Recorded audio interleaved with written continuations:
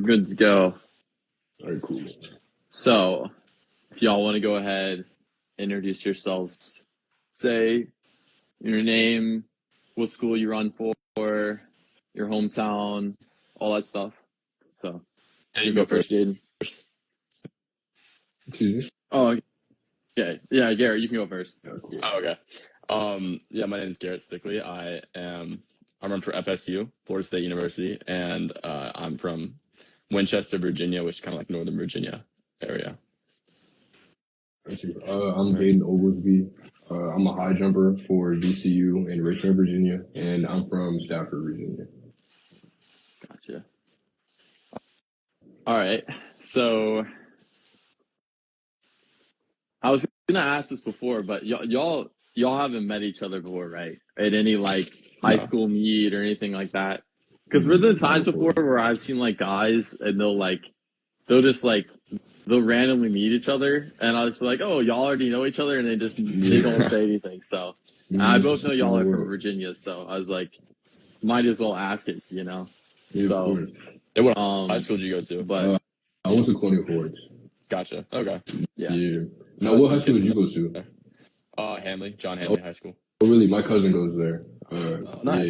He plays basketball there. Yeah. Mm-hmm. Did he just graduate? Nah, he's actually going into his senior year.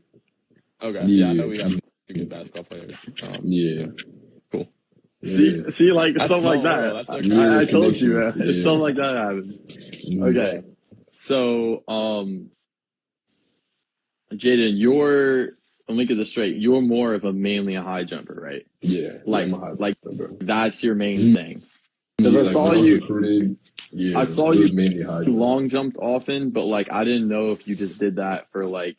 I guess story about that truly. So I would say last year, some point before indoor conference, I want to say maybe we had one more indoor meet before indoor conference. Coach Sage kind of just approached me and he kind of told me about like the point situation we were facing. And he asked me if I wanted to long jump at Liberty, I want to say. It was our last meet before. I went and long jumped at Liberty and it kind of put me in like good standing within the conference. Like I'm by no means am I great at it, you know?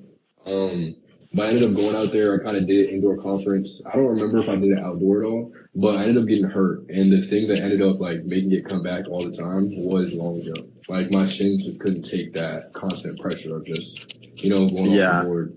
Yeah, I understand. No, it's a whole different ball game. Like a lot of people think that there's this like stereotype out there that jumpers like have it easy in practice and stuff. But some of like the stuff I see y'all do is a lot more strenuous in different ways. It is. Like I can't lie. Us long distance guys might be putting more overall volume in practice.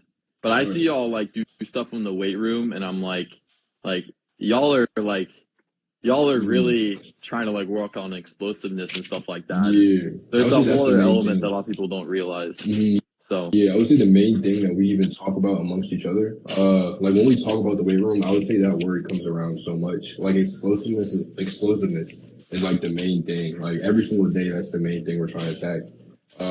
So yeah, it's really just trying to load it up, and then we're really not ever doing so many sets of anything or so many reps of anything. It's usually just like low but high intensity, you know? Yeah. No, for sure. So, okay. So like the best you can walk me through like a normal practice for you, like a routine. Okay. So I know it's different on different days, but like just maybe pick a day and go with it. All right. So I'll do like a jump day that's kind of like not in the middle of the season, kind of like something that's kind of average for what we do. So we warm up with the sprinters and everything. So everything that we're doing to get our bodies right is pretty much the exact same thing as them. So that's usually, depending on which warm up we're doing, 20 to 40 minutes. We're usually just doing that. And that's static, dynamic, plenty of different things really just getting warm. After that, we probably have 30-meter accelerations, probably 3 of them, and then 3 sets of 30 abs, whatever you want to do. It could be curls, whatever you want to do. Or crunches, I meant to say. And then after that, we'll do approaches, It depends on the day, but you kind of have approaches and different ways kind of approaching the bar just to see like whatever you have to work on specifically. Like some days we might do short approach. So then our main focus will be like bending our back and everything over the bar, making sure our eyes are in the right position, things like that. But then some days we'll have long approach and that's more so making sure you lean on the curve, things like that. Some days we'll have like a circle run where basically if you think about like the middle circle of like a soccer pitch and how it's like drawn on, Yeah. we'll basically start on one of those lines and run all the way around it. But the main focus is like keep making sure our shoulder stays back and our lean is good because that's like one of the main things for us in getting over the bar. But some days, some days will be finished after all that stuff, which I feel like is, in the season, it is kind of easy to where you kind of just go there, you warm up, get warm, and then you just do what you got to do and leave. But some days after that, we have some type of sprints after, whether it's one set of 120s. Sometimes it would be a mile and a half, but we'll sprint the curves and walk the streets. So it really just depends on what it is, but usually we'll try and get some type of cardio in there at the end as well. Okay. Yeah. Yeah. So, yeah, I mean, as far as the stereotype goes, they definitely do a lot more than a lot of people give you credit for. Yeah. So, I would say like it's warranted in some days, some areas it's 100% warranted. But I think that's just what it is. I think since track is such a sport where everybody's event is so different, like the recipe for success is just can't be for sure. vary.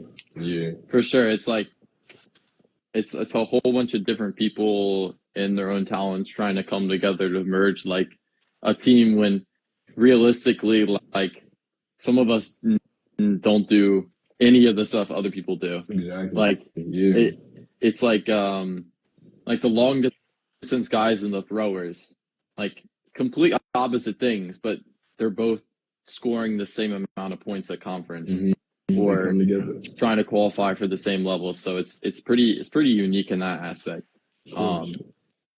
But all right, so I'm gonna move on to Garrett for a little bit here. So, okay. So, freshman at FSU, some of people here may not know that we were actually somewhat friends before this, I guess. We kind of met. Yeah. Blue Ridge running camp. Yeah, Blue Ridge, probably then. And then, we had some races with each other for that my senior season, his junior season. So I kind of got to know him. But I recall some kind of like major setback on your part your senior year. Yeah. And if you want to walk me through that and tell me what happened there. I don't know exactly what happened, but I do know that there was something that happened. So yeah, it was right after a great junior year track season, and summer training was going well. And then come August, I run one race, feel great, but I got some pain in my hip, and so we go to the doctor, and he says that I have a stress fracture in my femoral neck, which is right near like the ball of your femur, and so I had to take 6 weeks off for that, and then after that it was just like a slow like process. Like I didn't get to run until like February or November, and even that was like 3 minutes on, 3 minutes off. So my whole entire cross country season, I was hoping to be state champ, but that all got blown up because of the injury. And then January, I had the AOK to run every day, and then another injury happened. This time it was my appendix. I got appendicitis, and so that knocked me out for about 3 weeks. And then, so that was just really unfortunate. Yeah. Then I really got back into it. I was able to race twice in track season. I came back in indoor and ran a 2 mile and got a PR. First race back, I was pretty happy about that. Then I had one last race. I went down to FSU to do FSU relays just to see what it was like to, run for my future school. And then the week after that, turns out that I had another stress reaction in my other femoral neck, and I tore my labrum, which usually requires surgery. But the doctor said, let's see how it feels. If it hurts, then we'll get surgery. But if it doesn't hurt when you run, there's no need to get surgery. So, then I just got slowly back into it. and summer training went well. I was on the boost, the Alter G, and then come fall, they just wanted to do another MRI just to make sure that everything's good. And I felt good. I had no pain. But they did the MRI, and the MRI showed that I had another stress reaction. So this is a year after my first stress reaction. And so then it was just like they did some other tests, because at FSU they have a great, tests to do. Like they can do a bone density test to check my bone density. They did like other tests to see like where I'm weak. And yeah, it was mainly my bone density. So my bone density was really low. And so they put me on calcium, vitamin D, and then it was just like a really slow progression back up to, March is when I really started being able to run with the guys and then do like pseudo workouts. And then April, I was able to do like real workouts with the guys. And doing a month of those workouts, I was able to get back and race at UNF in the first weekend in May. And so it was definitely like a long climb, but, we're trying to be more conservative about it, because it's been such a long, over a year and a half of dealing with this injury. So hopefully it's gone. I've been able to run now, without pain, and, praise God. So yeah, that's a really long, like, I guess it's a different kind of sense in the way that, like, if it was just one injury and that, like, the doctor said, oh, you would have to recover, it's going to take you 2 years, at least that gives you, like, the satisfaction of knowing that someday I'm going to get there. But it sounds like in your case, it was like a repeated thing where you're like, when is this going to stop? Like, oh, I'm healthy now, but 3 months from now, what's going to stop anything from getting injured again? So exactly. It was just like, even getting back up this March, it was like any slight pain in my hip, I was like so worried. Yeah. You think the worst because that's what's happened 3 times prior. And so, it's just stuff you got to be cautious about. Like, and it's totally different. You can't, at least for me, I can't do something that the other guys can do. Like I have to be in rehab a couple times a week just to, be cautious of my hip. And, but once you figure out what's good for you, then that really helps you go on that path to being, the athlete you're supposed to be. Yeah.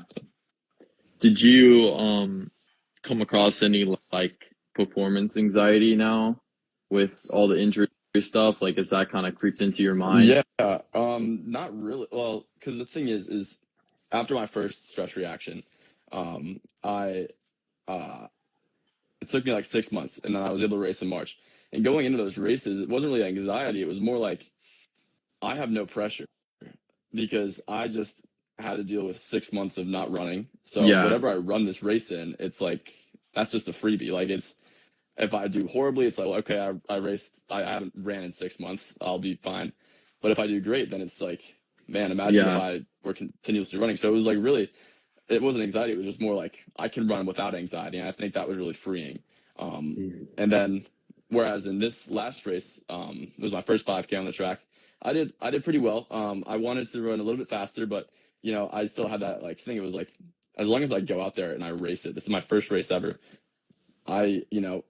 Because of everything I've been through, it's just like, as long as I start and finish, everything's good. So everything else is just gravy. It's like, go ahead and go after it.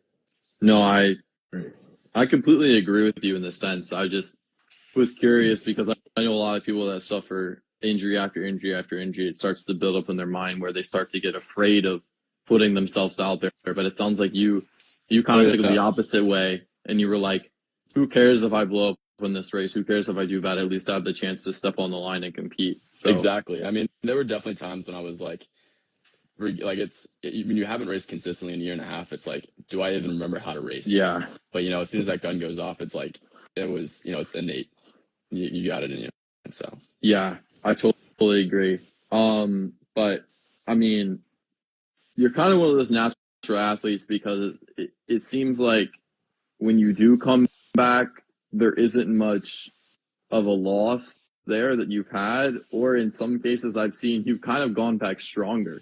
Like your senior year, and you came back in that indoor season, and I just saw you didn't race the entire season. I did some research, and then all of a sudden I see, and it's like you race one time and you race. I mean, was it the Adidas Indoor Nationals? Yeah. And that was a 2-mile PR, right? There? Yeah, that was a 30. Well, yeah, 2-mile PR. It ended up being a 3,200 meter PR, like by like 2 or 3 seconds, and it was. Yeah. It wasn't like I went in there with the thought of, because, you know, I used to run every race. Like, I don't know if you saw me at States your senior year, but I ran 3,200 meter, and I led the entire thing. Yeah. And that's how I usually race, because I didn't. I was always like one to go push the pace and be out front. But this race, I was like, no, let me hang back, and I'll stay behind people because, you know, I just want to see what I can do for a 32. And so I stuck behind some people, and then I was only expecting to get like maybe hoping to break 9:20, and then I was feeling good, and I kept on feeling really good. Yeah. I'm able to race that. I was definitely impressed by myself. I wasn't expecting that. So that's amazing. I mean, like, after coming off an injury like that and not knowing anything, and, you know, just injury, you have some kind of like, I bet you were insanely nervous going into that because you had no idea what was going to happen at all. And on top of that, and then on top of like at the national level too, you come into that race and you kind of just like, let's just see how it goes. You run a PR and you come second nationally. I know it's Adidas Nationals. People will say, oh, it's not, you know, that caliber of a national arena, but it doesn't matter. Like, you're still running against the top of the guys in the nation. I mean, maybe it's not New Balance, maybe it's not Nike, but it's still there. I don't care what people say. Exactly. So I think, the biggest thing for me was like I felt I committed to Florida State without having ran a race that season, and so the biggest anxiety was like, man, I'm committed to this great school, and I haven't like proved myself yet. Like I haven't. I felt that like pressure on me to like prove myself, and but you know, I mean, that they were pretty good about it, and you know, even I blew up the race, they wouldn't, you know, they would just understand that. But sorry for interrupting you. I'm just gonna say that I don't think that's necessarily true. You might think it was true in the moment, but the way that you had your junior year, I think that a lot of schools would be ashamed not to bet on you or the things that you did. Because just at like 16, 17 years old, the things you were able to accomplish is some things that college athletes will never be able to do. So like, I mean, thank you. Obviously, I think times have changed now, and you know, they say trackflation or whatever. Yeah. But I mean, it's still crazy. Like, what, your junior year, we're like 909, right? And they're 32. Yeah, like 909, 908. You were state runner up. You lost to arguably one of the best runners to ever come out of Virginia. And so, like, I mean, what, you're 416 in the mile your junior year, right? 419. 419. I wasn't much of a miler. I was mainly focused on the 32, but I still broke 420, which I was happy with, like 419.9. So like, it's still there. So I mean, and then you were, what did you place in the cross country states your junior year? It was 8th. Okay, yeah, that was still top 10. So like, I mean, I still think it. Maybe you can say that the injury maybe is a little bit of like let's wait and find out kind of thing. Mm-hmm. But I still think that if any team in the nation wouldn't bet on you based on your junior year, then I mean, it would have been a shame. So I'm glad you still got the opportunity to go Power 4 and stuff like that. So that's really amazing. I mean, I was really rooting for you because of just the way that like you were like a really good competitor in the sense that you not only took yourself to the next level and you tried to put yourself there every single day, but also like just the kind of person that you are. Like, obviously on the track we're going to be enemies, but like outside of the track, like you're really like hard worker and good person too. So thank you, man. I mean, I think that's where it stems from. But all right, back to you, Jaiden. So, what was like the moment in your high school career you were like, I'm gonna take it to the next level, and more specifically, I'm gonna take it to the Division I level? So I'm gonna be honest with you. I didn't start track until my senior year. I started high jump in March of my senior year. That was after my I played basketball since I was young, very young, and I actually was relating to what you were saying, Garrett, because the reason I stopped playing is because I actually broke my arm 4 years in a row playing. I won't get into like the details about it, but I don't have mobility in my wrists that I used to, you know. So it was one of those things where I had dreams of playing basketball at any level in college, but especially after the third one, after my junior year, I knew I was just gonna play high school basketball, and then I broke it again my senior year, just cooling it, you know. So then I kind of sat there and I realized I was getting my cast off, almost like it was timing up with track season. And this isn't really the best thing to say, but we didn't really win that much when I was there playing basketball at Colonial Forge. But I don't know if you know, but they always got district, they always fought for region. They got district championships, all that. In my head, I was kind of like, I just want to say this is the end of my sports career in my head. Yeah. So in my head, I was just like, I want to win at something. And then I was always a good dunker, things like that. So I assumed high jump would be the thing for me. So I went out there, I long jumped and I high jumped. I want to say I jumped 5'8" my first meet. I jumped 6 foot my second meet. My third meet I jumped 6'4", and then my fourth meet was Dogwood. I jumped 6'5" at Dogwood, and then that was when because I won Dogwood. And then that was when I really got a feeling for it. Yeah. And I was really I think I can go. But at the time I was already this whole time, I want to say January, February, I'd already sent my letter into VCU. I was going to be a regular student there. I already committed to just being a student. So I was lucky enough to have a coach that had good relationships with coaches who had a relationship with coaches, in the area. So I kind of knew once I jumped 6'8", that was, I kind of knew because when I jumped 6'8", that next day I was on the phone with Sage and I knew I was going to be here. So. Wow. Yeah, that's pretty much it. Yeah. That is, I actually never knew that. You know what's crazy is that I never, maybe I'm just not a good podcaster at this, but I never looked at your high school mile split because I assumed that you already were there. Oh yeah. I mean, yeah.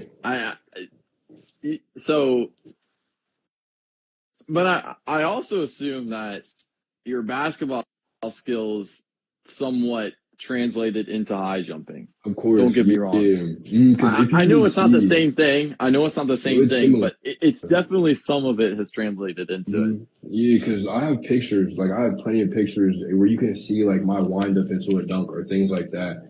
And obviously I have a ball in my hand, so maybe the hand placement isn't right on point. But if you look at if I took a screenshot of my plant foot right as I'm about to take off my high jump, and then you take a screenshot of my plant foot right as I'm about to windmill or whatever, whatever. It looks really similar. It looks almost the exact same. It's all of how I think about it is I just got 3 hinge points: my ankle, my knee, and my hip. And no matter what, when I'm jumping, they're always the exact same. With long jump, I would say it's a little bit different. But with high jump, it's always the same because my thought process is just get up. I don't care how far I get at all, just get up. So it's just same positioning. Everything I don't really have to change nothing. That's crazy. Mm-hmm. That's crazy. That's insane. So played basketball your freshman, sophomore, junior year, and I assume you played basketball a whole bunch as a little kid, but even before that, I assume AAU, right? Mm-hmm. AAU. And I will say, I actually was so in middle school, so in 7th grade, I ran the 1600. I actually was I don't know what time, exactly. All I know is I broke 6. That's all I know. I don't. Yeah, I don't remember the times, but it definitely was 5:58, 7, one of those really high ones. But I know I broke 6. All right. And then in 8th grade, I ran the 800, and I ran like a 221. I think that sounds right. But like yeah, so I was. I had my track experiences, and after my track experiences, I kind of, like there was no, I'm good at this, like there was never, like I definitely was thinking this is past me, I'm for basketball, and never really tried it again. It sounds like you were an all-around athlete. Yeah, Like, I really was. No matter what you did, you knew you were going to show up. You know what I'm saying? Like, yeah, I just tried my hardest and everything. Yeah. So I think a lot of athletes, especially track athletes, there comes this like pivotal moment in our lives where we typically choose track over another sport that we used to play because of one or another reason. Mhm. And it's like if you make it big in the track scene, you always have this thing in your mind where like, wow, if I didn't like get wrapped up in this stubborn dream of wanting to go to the NFL, the NBA, or anything like this, like I would have never become the person I am today. Exactly. So I think about that all the time. It's kind of crazy, but I mean, like, what? Only doing track your senior year of high school to A10 champion. I mean, that's a crazy story right there. Yes, sir. So, just in 2 years too, right? You're a sophomore as well. Yeah. Oh my goodness. Just in two. That's wow. That's insane. So, and you jumped 6'11", right? 6'10". Yeah, 6'10". Oh, okay. So 6'10", 7, and like something It's like 6'10" high, right? It's in between. I don't know exactly where in between. I know there's some, like, I know it's not flat though. Yeah. Mm-hmm. So let's just round up 6'11". So like that's crazy, man. No, yeah, I'm just chasing. I got goals. I was wishing I was at UNF this year, and being sitting in that position where I kind of had to wait, because I was ranked number 46. I want to say our first. I know you were so close. Yeah. I looked at the rankings. I looked at when it came out. I looked at those rankings. I was like, because I ended up 53. So I ended up 53 after those 2 weeks from me being 46. And I don't know. It kind of gave me that like. I feel like I know exactly what it is I have to jump in order to achieve what I want to achieve. And although I've kind of won the A10 and everything, it's kind of like more so checking it off the list of goals. Yeah. And now it's just time to move on to the next one. Yeah. You're definitely moving on. Yeah, you're definitely still hungry. I can tell. So I'm guessing the dream for next year is let's make it to indoor nationals. Right. Yeah, the dream really is indoor nationals. But honestly, I would say I do think about like meets in specific and winning those meets and getting to specific meets. But for me, I kind of think about heights in specific because I know, like I tell myself, if I jump this height, I know for a fact there's no one else here. That's like there's no there's no one here that's gonna be able to do that as well. So I kind of just tell myself if I jump this height, I'm gonna win. Yeah. So I don't even think about winning in general. Yeah. So that's crazy. So okay, I know you have to go soon. Yeah. So we'll I'll just ask you maybe like 2 more questions and then you can go. Well, first thing is what does the pro scene usually jump at? You mean like the heights? Yeah. You don't know? That's like I'm just asking, do you know if you're close or not? Like, I'm not. I know that. They're like 7, I want to say 7'6" through like 8 range-ish. Like, I want to say like that's like the average. I would say you see a lot of those. Yeah. But yeah, I could be wrong, like a little bit off. But like 7'6", I want to say is a good like benchmark. Okay. Yeah. So, and this leads to my next question, which you probably think, what is do you think you'll get there eventually? You think the progression is leading there? I'm gonna be truthful.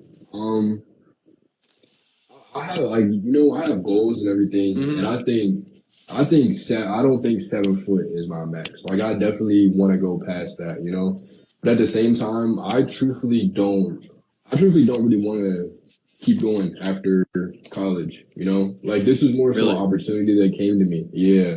It was an opportunity that came, and I'm somebody who, if I'm gonna do something, I'm gonna put my all into that thing.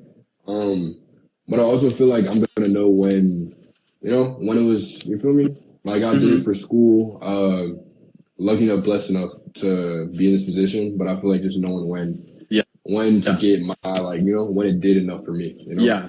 No, Yeah. I totally get that. I think it's one of those things as well that like you can't really think about it until you get there. You know what I'm saying? Like I'm asking in a sense of perspective from your passion level, like of how much you think you want it.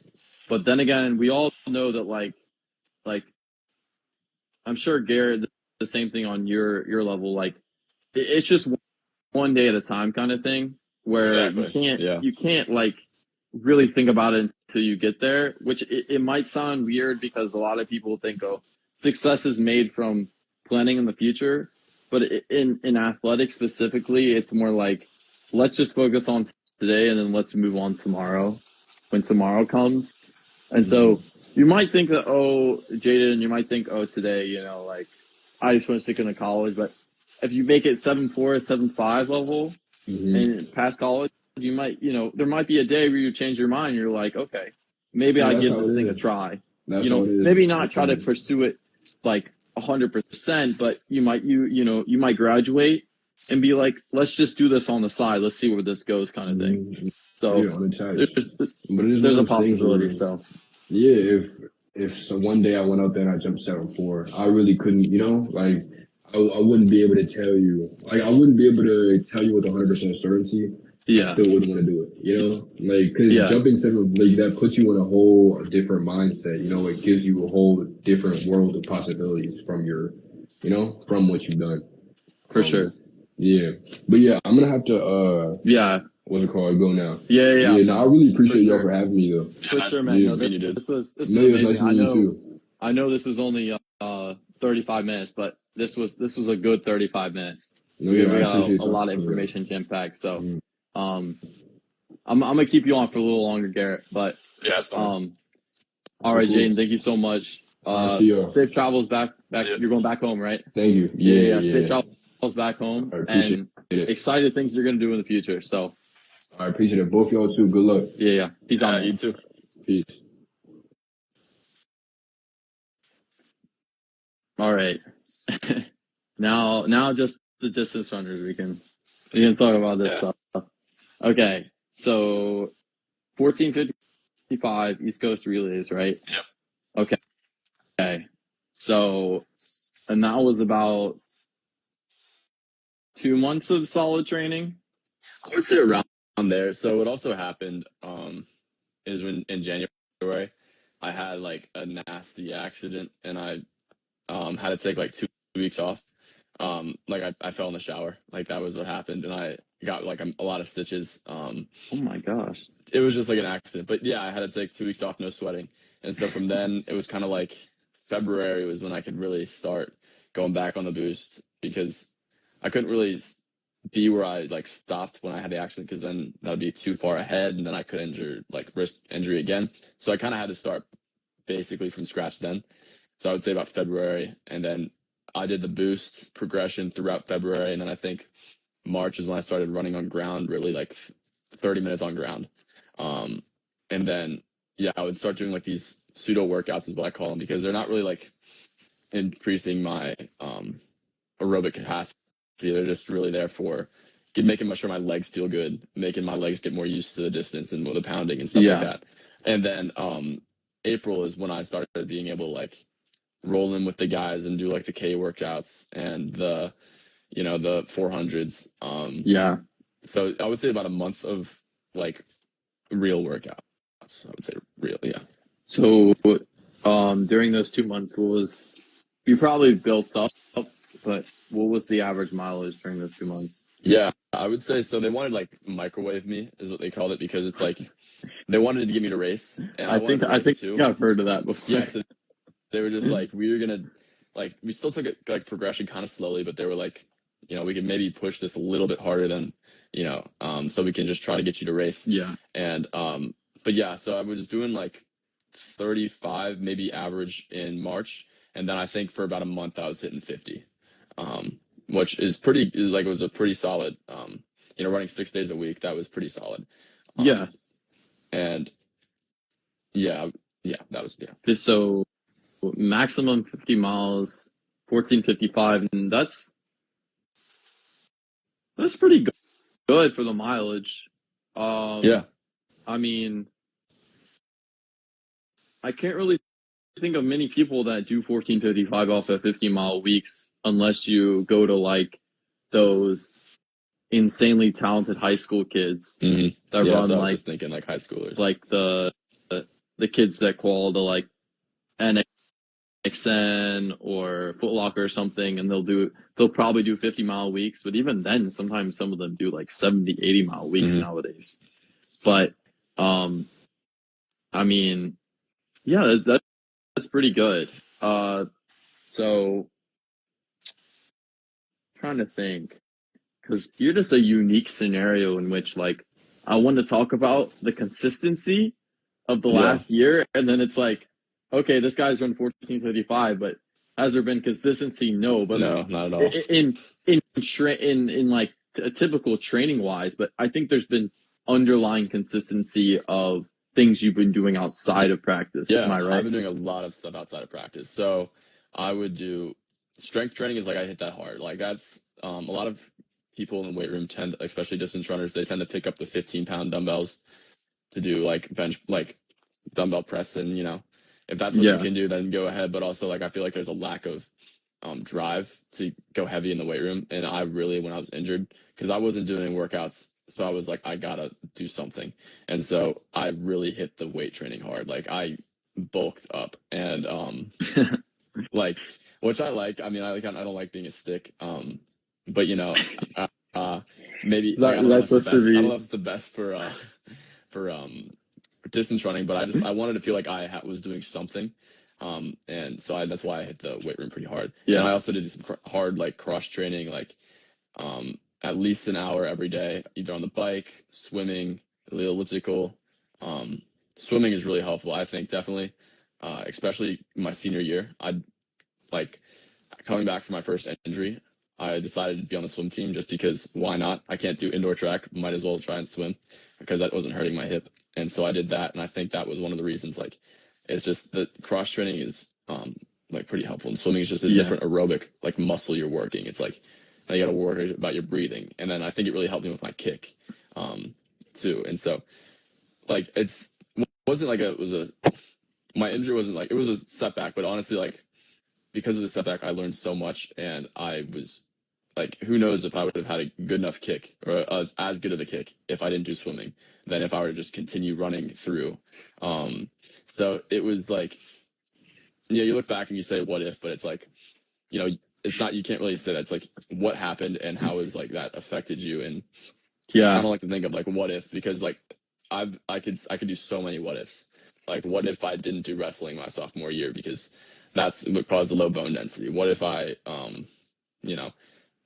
didn't train too hard? Like, but it's really like, what did I do? And I think that like focusing on, the future and the present is a lot helpful than manifest, like, ruminating on the past and stuff like that. What if is such a dangerous game, especially in the running scene, because it's like, I've been there so many times where I'm like, what if this didn't happen? What if I started sooner? What if I didn't go get sick? And it's like, well, Carson, how do you control not getting sick? Like, exactly. You kind of like manifest anxiety into yourself, and it's like, like, dude, like just enjoy the position, the opportunity that you have. Exactly. Like, there's not many people in the world that get to do what you get to do. I mean, even if you're a Division I runner outside of Division I, D2, D3, even if you're just in good shape, like even if you're a hobby jogger, I don't care, man. Like you're better than 99% of the planet. Because just be grateful like you can run. Like, that's what I realized. It's like I don't realize how much I miss running when you're actually on a bike and you can't run, and then you're on crutches and you can't run, and it's like it's the thing. What if it's like, what can I do instead of what if? Exactly. I've been there so many times, and I'm just like I love just there's going to be natural setbacks, and there's going to be one or two setbacks where you know that you could have made a better decision because you were probably eager in the sense that we've been all there where we try to come back sooner than we probably needed to, and it's led into excessive minor injuries that accumulated over time that you probably noticed as well. That's like, oh, I'm going to be out for 2 to 3 months, and you try to come back in 2 months, not 3 months, and you realize that, like, oh, I probably should have been out for 3 months. But even if through those setbacks, like, I think the best way you can really go about it, especially mentally, is just learn to enjoy the process of progressing. Not, oh, I'm going to have to run this time by this next year. Oh, if I don't lock in, if I don't, I don't know, let's just say if I don't win this race or something, then I'm not going to go Division 1. Or if you're in college and you're going to go, like, you're saying, like, oh, if I don't, stay healthy this entire year, I'm going to get cut or something like that. Don't have the mentality, because that already sets you up for failure. You're already thinking about that. It's on your head. Like, if you're already thinking about that, exactly, like, it's not going to do anything helpful for you. It's just it's going to cause you more stress. And we both know that, I mean, stress is just it's not a positive thing. Like, oh yeah, it's pre-race nerves is one thing, because you want to be nervous in a sense where it kind of gets your body ready to perform. But like, if you're stressing on the daily about, oh, if I didn't get in this perfect workout, if I didn't get in this perfect lift, if I didn't have this perfect race, it's going to accumulate over time, and it's going to lead to bad things. So my strength coach, she says stress is a bucket, and it's like, it doesn't matter. Like, your body, like, interprets stress all the same way. So it doesn't matter if it's stress with your grades, if it's stress with your body, like physically running, or if it's stress with your mentality, like having those worries in your head. Those could all just fill up a bucket, and that bucket overflows, and that can lead to, like, injuries, sickness. That's why, like, a lot of times during exam week, you'll have a lot of sickness. It's because people are just so stressed out of their minds that the stress bucket overflows. I totally agree. What's your major, by the way? Exercise physiology. Okay. Like a pre-med track. Yeah. Yeah. So you're just as focused on academics as you are athletics. So if not more so. I really am I'm really focused on my academics. I'm still, like, focused on running too, but I'm more focused on my academics, because I know that, running will one day, go away, but as long as I'm focused on my academics, then I'll have a pretty deserved future. So no, I agree with that. I'm kind of a backup plan kind of guy as well. I don't like putting all my eggs in one basket. Exactly. So that's what I've tried to learn over the last couple of years, is like, it's like, even if it works out the way that you want it to work out, there's always that unknown variable you never know about. And what that unknown variable is by now for you. It's injury. But, like, there's so many things that can happen. And I just really try to, like, set myself up for success in the way that if running doesn't work out, I have school. If school doesn't work out, then I'm trying to go maybe more into the content side of things. If that doesn't work out, then I'm going to find a different way. You know what I'm saying? As long as you have your faith, like exactly. If anything doesn't work out, as long as you have, like, God, then everything will be all right. That's my motto. So, but what I try to tell a lot of these high school kids is that you just deserve the opportunity to try to reach your dreams, but you also deserve the respect of you should treat yourself, like, in the way of, like, you should respect yourself in the way of knowing that, like, you should have a backup plan. You know what I'm saying? Like you need to figure out a way to balance your life, so that way if something doesn't work out, you have something else, like, in the back wing. So, And like even a lot of kids that want to go D1 in high school, like they're not even on your level yet that you were able to do in high school, but they have these dreams that they're gonna achieve even more than what you are right now. And not saying that it can't be true, that can't come true one day. It's a positive way of thinking. But what I try to say is let's be more realistic. Let's try to break it down. Let's figure out what you're gonna do tomorrow. Let's not figure out what you're going to do 2 years from now. One day at a Let's time. figure out what we're going to do tomorrow. So, and I mean, like, it shows how much, like, there is variability in the sport when you have a 1455 guy that is, you know, more focused on academics. And it's like, well, doesn't that kind of flip a switch in your head? Like, you know, like, maybe there's something more to this. You know what I'm saying? Like there's a lot more than, okay, I'm going to go to college to just run. And the only guys that should be really thinking about that are like, you know, we're both thinking of the same guys right now. Yeah. Like that, you know, I mean, I try to be as open as possible and I try to help people as much as possible, but like it's hard to want to help if they're not willing to listen about like what's the right way of going upon this. And like having faith is the most important aspect, but you got to respect yourself at the same time, knowing that like it's okay to have a backup plan. Yeah. Like I know I kind of like made a full loop there in a full circle, but like it's okay to have a backup plan. Like things happen. We all know stuff happens. Like it, you know, so, but. I'm a firm believer in doing like 100% of like everything you do it 100%. And so like I have my academics, I try to do that 100%. And in my athletics, I try to do that 100%. And because I feel like if you don't, like, you know, it's the old Steve Prefontaine quote. It's like to give anything less than your best is to sacrifice the gift. And so like I try to live that out because it's like I hate that feeling of just knowing that maybe I could have gone a little bit more and done a little bit more in my academics. Maybe I could have gone a little bit more, but as long as like you're like I did what I could today, because like you said, it's a day by day process, and like you don't know, tomorrow's not guaranteed. So as long as you do what you can do today, to, you know, do what's best for your future, like putting your eggs in different baskets. And that doesn't mean just because you're putting your eggs in different baskets, meaning it's taking away from something else. Yeah.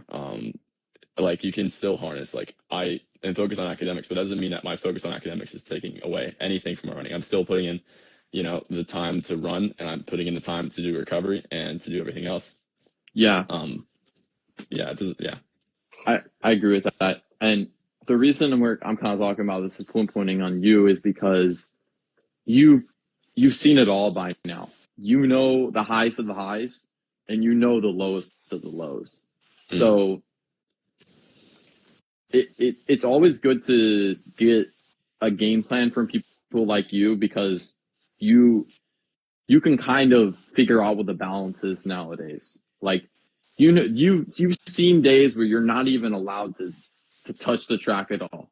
Like, you're not even allowed to go to practice. You know what I'm saying? Like, like I'm being a little overkill there, but like, just in the sense of like, you know, you've had to like not even seen it. And then you've seen the days where it's just been go, track all day. Like, you know, that's your life for like the entire day or something like that. So it's like, how do you find that balance? And I think the way that you found that balance is, number one, I know you've shared a lot about your Christian faith. And I know the second thing is that you're focused on stuff outside of running and the academic part of things. And I'm sure family also plays a part into that as well. But it's like how do you find that balance? And so what I'm trying to do, at least, is I'm trying to like I'm trying to take all these alternative perspectives from all these like Division I runner guys, and I'm trying to kind of merge it in a way that let's make a good game plan for any high school kids trying to come for me for advice. And that's kind of what this podcast is about. It's about the unique journeys and the unique like, you know, aspect of everybody has their own way, but there's some similarities in which like we all kind of get there. And getting there doesn't have to be, oh, I'm going to be national champion. I'm going to be a pro one day. I'm going to be an Olympic champion. Getting there is finding your goal, your satisfaction, what you want out of the sport. Some guys, they just want to make a Division I roster, and that's fine. Some guys, they just want to get fat. They want to drop their mouth time. And some guys, they want to make it all the way. They want to go to the national level. They want to win a national championship, and that's fine. But like, it's just, you know, the best way to look into the future is learning from the past. And so our mistakes that we made is a good game plan for the future. So that's at least what I'm trying to do. I'm glad, so like, you know, because I see some people and it breaks my heart every time. Like I saw my teammate in crutches this year, and it's like my old teammate from my high school, and it's like, man, I know what you're feeling, and it's like, keep your chin up. You know, it's all I can. I like to, you know, try to give that advice. Back. And it's like, what do I do? Because it's like a lot of the times people who have running as their center in their life, kind of like as an idol. Like I used to be like that, and once that got stripped away from me in my senior year, it's like, what now?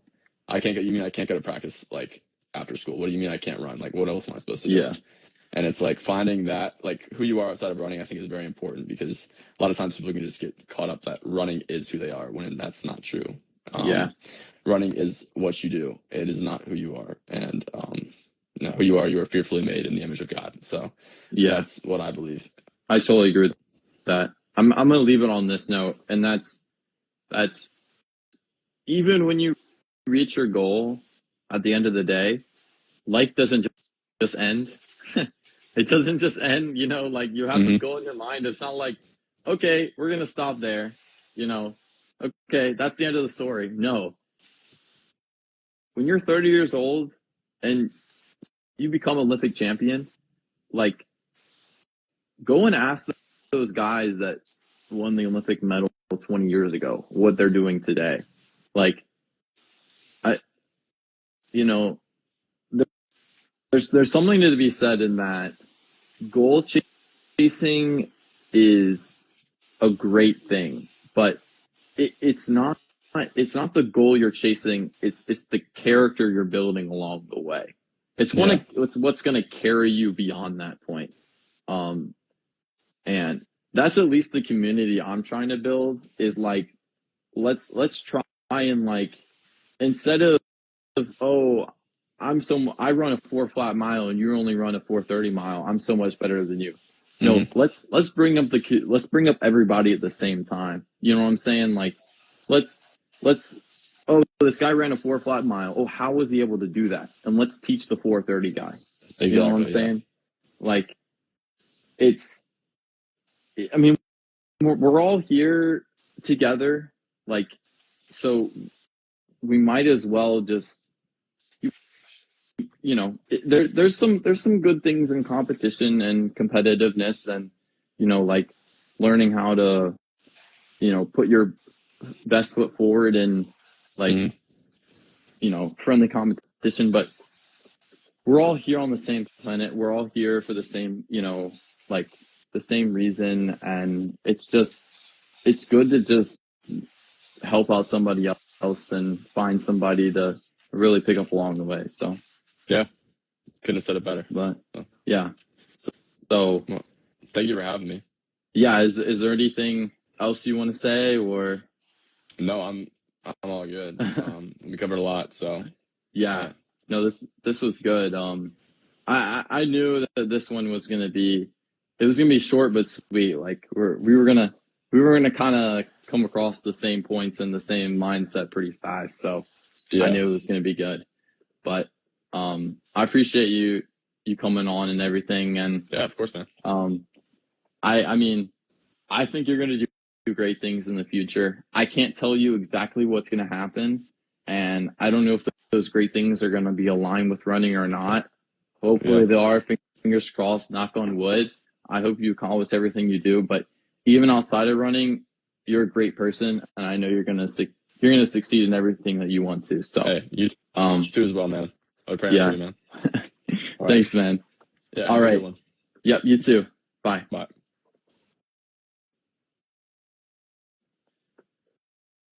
All right. Thanks, guys, for coming. Hope you appreciate this one. If you're still here, please subscribe to my YouTube. I'm really trying to start live streaming on YouTube to kind of spread the word even more and try to outreach to more high school kids that, want to learn this information and want to, learn and grow through the program. So, but I appreciate y'all being here. Thanks, Hassan. Hope y'all have a great day. And yeah, till next time.